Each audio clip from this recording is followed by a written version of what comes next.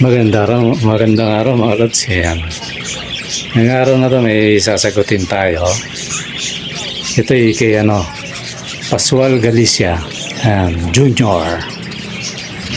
Mamaya sagutin natin pagkatapos ng intro mga lods. Let it, bang, bang.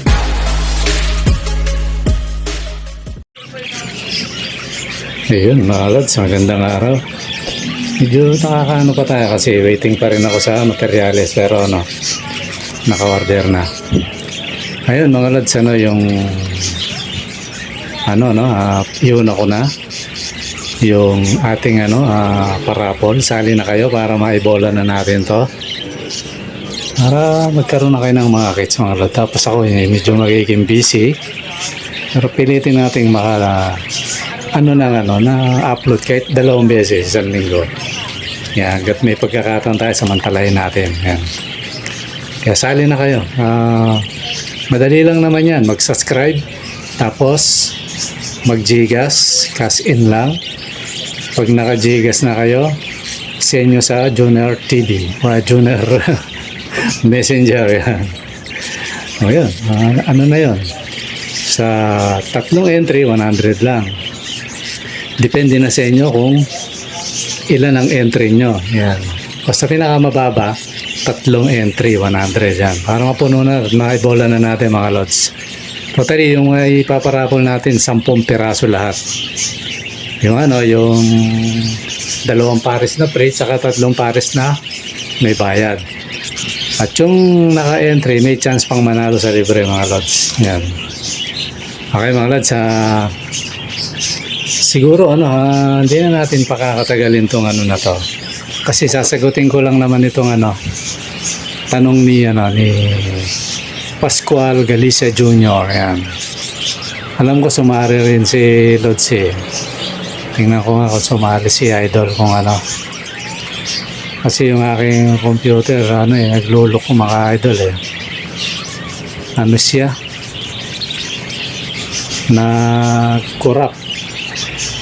Nag-corrupt siya kaya ngayon tama kasali. 6 yung entry ni Idol. Yan. Ayun mga lads, buti na lang naayos ko yung pero kulang pa yung software na ilalagay ko kasi bumitaw. Ang in-install ko USB boot, hindi naman tayo sanay doon. Napilitan tuloy yan. Na-install naman natin kaya lang marami akong software na nasa CD. So kailangan ko talagang bumili ng DVD-ROM para ma-install lahat yun. Kasi kailangan natin yung mga idol. So yun, iwan na natin yan kahit pa paano, kahit medyo pupugak-pugak pa okay naman yan. Kulang lang ng software pero tumakbo na kahit pa paano maayos na. Yan mga lods, iwan na natin yun. Tapos punta tayo doon sa tanong ni Lods Pascual Galicia. So ito yung tanong niya mga lods. Tanong po, pwede po bang magpalit ng partner ang mga kits? Gaano katagal bago sila mag-breed pag nagpalit ng partner? May effect ba po ba yun sa kulay maging sa anak ko? Yan kulay na. Sabihin yung kulay tsaka yung magiging anak. Yun na rin yun mga lods. So yun. Nabanggit ko na yun. Pwede yun mga lods. Totally ginagawa ko yan. Pag medyo nanamlay kung alin ang manamlay, yung hen o yung cock, ang ginagawa ko, yun, kung sino yung dapat palitan, pinapalitan ko yun. Kasi naman para hindi sayang yung mga inakay, para tuloy-tuloy yung pamimigay natin mga lods. Kasi kung itetenga mo yan, matitigil. Sayang naman mga lods. Sayang naman yung kapupuntahan kasi sa inyo naman yun mga idol di ba At saka makakapalabas tayo na ibang mutation doon. So yung tanong mo, kung pwedeng pagpalitin ng partner, pwede yun. So ganito lang. Huwag lang masyadong malapit yung pinalit mo yung partner niya, tapos magkatabi. Hanapin niya yun, lods. At medyo may distansya yung hindi niya nakikita. O, gat maaari, hindi niya naririnig kasi hanapin niya yan. Matatagalan yung pagpapartner ng bago mong pinaris. Kaya kung ginagawa ko minsan, magkalayo talaga yun. Sa kabila yung isa, tapos yung sa kabila. Pag pinagpalit ko, minsan, pinapahinga ko muna. Parang alam mo yung malibang sila sa flying cage. Tapos, gusto mong palitan kung alin yung gusto mong ibalik. Tapos, iba na yung kapares niya. Kaya na kayo, medyo minamalat ako. So, yun. Mas madali yun. Pero pwede na ma-erecta basta malayo. Ganun yun. Pero pinaka-the best para maganda, ipahinga mo muna ba? Galing sila sa pagpapares, ano? Papahinga mo sa clotting. I-flying cage mo kahit 1 linggo. So ngayon, yung gusto mong ipares, kunin mo. Balik mo sa cage, kuha ka ng ibang kapares. Yun, pinaka-the best yun, mga lods. Tapos, ang tanong mo pa, may effect ba yun sa kulay? Meron yun, mga lods. Yun nga yung tinatawag na mutation. Once na nagpalit ka ng pares, magbabago rin ang mutation nun. Maaring yung dalawang kulay magsasama, yung kulay ng cock tsaka hen. O maaring mag-inakay siya, kukuha sa cock, kukuha sa hen. Ganon. Although, ang parakeets naman, minsan ang kulay nila napakalayo sa nanay at tatay. Minsan kagaya ng mga pinamimigay ko, biglang may lalabas na ino. Hindi naman ino yung mga magulang. Minsan normal nga, tsaka opaline lang. O, ba't ganon? Ba't may naglabas silang ino? So, namamana yon sa mga ninuno nila. Yung pinanggalingan nilang mutation. Ganon yun, mga lods. Pero, kung ba, magpapares ka, lalo na kung bago-bago ko pa, no? At ito, napapanood mo yung mga rito. May advantage ka na, lods, kasi hindi ka na mangangapa kung ano ipapares mo kasi binabanggit ko minsan dito kung ano yung mga combination ng pares. Although wala namang nabigat na combination, pero at least nakakapili ka dun sa idea na sinasabi ko, mga lods. Ganun lang naman yun. Wag lang yung lods, kasi normal, tapos normal yung isa. Pag anak talaga nun, normal talaga yun, mga lods. Di ba, no? Baka mamaya, mga ninuno pa niya, normal pa. Wala, puro normal ang bugay niya. So, dapat ang pagpapares, mga lods, ipares mo sa normal, ipares mo sa opaline. O kaya dominant. O kaya spangle. Basta, magkaibang mutation para dalawa kagad ang mutation na inaasahan mo. Totally ako, bihira na ako magpares ng normal Yun lang isa, yung bala ko nang alisin kasi nga, inaantay ko lang silang makapisa. Naglilimlim pa kasi sayang naman. Aalisin ko lahat yun, ilalagay ko yung kakatit doon. So ganun, yun, may effect yun, lods, ang kulay. At paganda ng paganda, kaya magaling kang panoorin yung mga video ko, tingnan mo yung mga pinapares ko para makita mo yung combination. Although ako rin, hanggang ngayon, sa totoo lang, hindi ko pa masyadong huhulaan yung although alam ko yung lalabas. Siyempre, lalabas yung sa nanay, lalabas yung sa tatay. Pero yung iba talaga ini-speak mong kaya lalabas na combine nito. Hindi ko maano yun kasi meron nga ako rito recessive recessive, tapos yung hen dominant pied.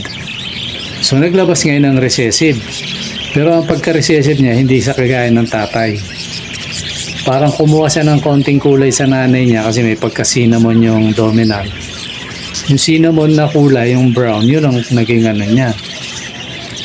Ang kulay niya, naging recessive siya na kulay brown yung kasi sa tatay itim yung spot niya Kung tawagin yun marble spot Sa iba tawag nila yon pag ganyan lang kakonti yung spot ng ibon.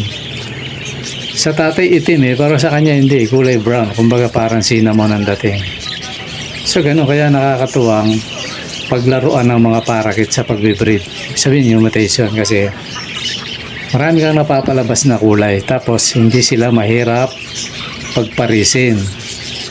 Nasa atin na lang pag hindi tayo nakakapag-breed, baka masyado kang malikot sa aparato ko. Tingin ka ng tingin, magaslaw kang gumalaw. Pag nandyan, o kaya may parang ganito, kasagsaga mo nagpapakain, ano. Tapos biglang sabi ng misis mo, Kulas, magsaing ka. Ang sagot mo kagad, teka lang. Alam mo yung sigaw na ano. Ba, sabihin ng asawa, lumalabang ka. Hindi, gatang ko lang, walang gatang. Parang ganon. Alam mo yung sa madalas natin, sigawan. Ayun, ayaw ng ibon yan, mga lods. Lalo na pag nagbe-breed dyan, yung naglilimlim o nangingitlog. Asahan mo na yun, itatapon ng itlog, babasagin ng itlog. O kaya, hindi na wala. Walang mangyayaring maganda. Makasalimang itlog, isa lang, isain, ganon. Ganun yan mga lods. Kaya ingat tayo sa pag-ano. Kasi ako sa karanasan ko hindi ko sinasabing marunong ako o natuto ako. Natuto tayo kahit papaano, kahit konti. Pero hindi ko sinasabi na hindi ko sinasabi na marunong ako. Pero sa karanasan ko, nakita ko, palibasa ang parakit malambing, So parang gusto niya, ganun din ang itrato mo sa kanya. I-treat mo siya ng parang bata, mga lods. Alam mo yung parang bata, yung 8 months, 1 year old, 2 years old, 3 years old, yan. Di ba? Pag ang bata, mga ganong edad, ang sarap laruin. Tsaka gusto talaga nilalaro, yan. Ganon ang ibon na yan. Kaya kung kung magiliw ka, ayan, magiliw din sa'yo yan. Pag palasigaw ka, huwag kang aasa na lalapit sa iyan o magiging magiliw sa iyan kasi takot nga sa sigaw yan, mga lods. Ganun lang yun ang pag-aalaga, kumbaga care yan. Kung paano mong tinrato mahal mo yung anak mo, yung trato mo talagang yung trato mong magulang, ganun. So, ganun ang itrato mo sa ibon yan. Parang anak mo rin yan, masuno rin din yan, mga lods. Kumbaga, pag nagbe-breed din yan, masaya rin mag-breed yan. Tsaka masaya sila. Hindi yung pag yung mabangis ka, mga lods, paparating ka pa lang, nag-iiwasan na yan kasi alam nila, sisigaw ka, halimbawa, basta may mga ginagawa kang ayaw nila, huwag kang aasa magiging magilaw yan sa'yo. So yun, ganun lang yun mga idol, kaya ang pagbe-breed nasa atin lang yan. Kaya itong vlog na to totally dedicated sa mga bagong mag-iibon tsaka yung gustong mag-alaga ng ibon. Kahit pa paano naman at sa palagay ko naman at pakiwari ko mga idol kahit konti matututo kayo na yung na-apply ko yung nangyayari talaga sa ibunan ko. Tapos tatawid ko sa inyo. Yun siguro kahit konti makakapulot kayo ng konting idea, lods. Yun, tingnan nyo. Hindi ko lang maipakita ngayon kasi di pa ako makyat yung African ko na lumilipad na, sinama ko sa sa mga parakit, sa mga parakits magugulang. Nung kinabukasan hinahanap ko, hindi ko makita yung yung African. Nandun kasi may isang cage dun na kumbaga parang bakante. Kung sino yung gusto mong mag-breed dun, pwede naman. Parang bakanting apartment kumbaga. Tinitingnan ko, wala na ako. Yung pagbukas ko, nandun. Ayun mga lods, naging siyagi na yung ulo, nabuli. Nakalbo ang ang batang African. Kaya ginawa ko, kinuha ko ulit, nag-decide ako ibalik doon sa kulungan ng nanay. Sa nest box. Although lumalabas na yun. Ibon na talaga, kaya lang nabubuli. Wala akong mapaglagyan pa Kaya nag-iisip ako yan kung saan ko sila ilalagay mga lods. Bala kong alisin yung budget kit. Isama ko na lang uli dyan sa flying cage. Bahala na kung pag may bumili, mapili sila. So yung African nilalagay ko doon sa tinagalisan ko ng mga budget kit natin. Kasi kawawa first time natin tapos mabubuli. Sayang naman mga lods. Kaya mga lods, ganun lang ang pag-ibon. Minsan may masaklap, pero masanay na tayo sa masaklap na yan kasi mas lamang naman yung masaya ka. Ako, makita ko lang yung mga ibon ko. Masaya na ako mga lods Pagising ko ng umaga, si Commander, yan, lalo. Yung sinwap ko kay Densky na medyo mabait yung ibon, nahawakan yung ulo. Yun, gusto ni ni Commander. Kaya sabi niya, naalala ko pala, gawa na lang daw akong case doon, yung nandun siya, tapos nakikita niya yung ibon. Nasabi ni Commander, di gawin natin, di ba, no? Pag may na tayo, may panahon, may pambili na. Kasi sa ngayon, medyo nasikaso ko pa yung tsaka nagloko tong computer ko, medyo pa, marami pang kulang na software, kailangan ko yung tsaka kumbaga deserve naman na tong computer na to. Nung binili ko to, latest to mga lods. Kumbaga, bagong labas. Kumbaga, 10 years ago. Ayun na, wala na. Pero rin, lods. Biruin mo, 10 years, napakaayos pa. Napakakinis pa nung mga kasi, alaga natin mga lods. Ganun tayong sa gamit. Sabihin, hindi niya makuwang masira agad. Talagang tatagal. Saka ibang gamit ko, nakukuha ko na lang pamigay Yung isang CPU ko mga idol yung kabrad ko, pumunta rito yung sundalo na kabrad ko. Pinasyalan ako rito, sakto, papalit ako ng CPU. Programmer din yun. Ayun. Sabi ko, yun na yan. Bagong bili dati. Binigay ko sa kanya yung lahat yun, mga lods. Kasama yung stereo na pang kasama sa sounds yun. Yung stereo, mga speaker nun, yung CPU, monitor, lahat. Sama yun. At accessories nun kasi hindi naman kailangan kasi nagpalit tayo. Ganun tayo. Hindi nakuwang masira yung eto nga Sabi nga kay Commander, sana kumilitan ng konti. Ayaw ko mang gumastos mga lods, kailangan natin ako pa naman din yung mahinang klaseng computer. Gusto ko malakas talaga yung kasi pag-edit nga mga lods Intel ang gamit ko mga pang-editing talaga yon. Pwede rin naman sa gaming. Kasi minsan naglalaro tayo pa konti-konti. Yan. Minsan pag medyo walang masyadong lang yan, mga 20 minutes, matagal na yung kalating oras. Yan. Ayun mga lods, saan tayo mapunta? Kasagsagan ko pang inaayos ang aking computer. Niisip ko yung ano pa yung pwede kong install na kumukuha ako sa online na pwede pa dyan. Hanggang sa dumating na yung in-order kong CD-ROM, ayun, ma-install ko ng maayos yung aking mga software. Buti hindi natangay lahat sa bahay yung mga software ko, kung hindi patay. Buti andito pa yun sa motherboard, yung sa graphics niya, yan. Okay pa naman, kaya tsatsagaan ko pa rin ito mga lods. Malakas pa naman ito mga lods. Yung malalakas na games nga, kaya pa niya Okay mga lods, hanggang dito muna. Mamaya kung saan tayo mapunta. Maraming salamat sa panonood. At kung ano mo yung ating nasabing medyo mali, pasensya na kayo mga lods. Ganun talaga. Ayoko yung yung masyadong nag-i-edit ng parang natural lang ating pagbablog.